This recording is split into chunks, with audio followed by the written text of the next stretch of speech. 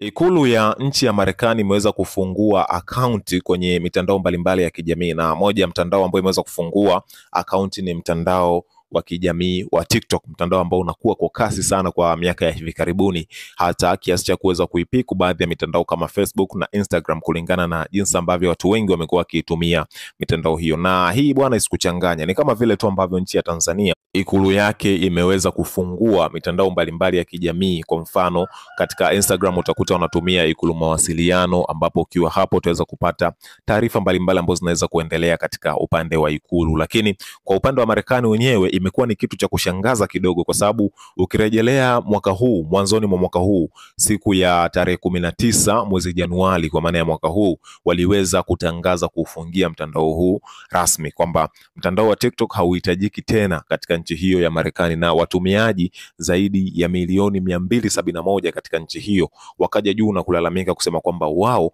hawahitaji kuona mtandao huo ukifungiwa, kwa sababu wao ni sehemu ya burudani yao, lakini wengine ni sehemu ya kutengeneza fedha kupitia mtandao huo. Kwa hiyo watu wengi wakaja wakaanza kulalamikia swala hilo, na mwisho wa siku serikali kupitia Rais Donald Trump akaweza kufungulia mtandao huo na kuona kama ni mtandao ambao hauna shida uendelee kutumika. Kwa hiyo kampuni ya ByteDance ikaweza kupewa tena mamlaka ya kuhakikisha kwamba inaweza kuendeleza mtandao huo uendelee kutumika. Kwa hiyo mtandao huo ukaendelea kutumika, na mwisho wa siku sasa ikulu ya Marekani ikaja ikanasa, ikaona kwamba ni moja ya mtandao ambao unapendwa na watu wengi zaidi, kwa sababu watu milioni 271 sio watu wachache. Kwa hiyo wakaamua kuweza kufungua sasa na wenyewe akaunti yao ya ikulu ya Marekani kwa maana ya White House, ambao sasa itaendelea kuwa ikitoa taarifa mbalimbali kupitia pia mtandao huo, kwa mfano kwenda live, lakini pia kuweza kupublish taarifa tofauti tofauti na machapisho tofauti tofauti kupitia mtandao huo ambao umejizolea watumiaji wengi sana kwa kipindi cha miaka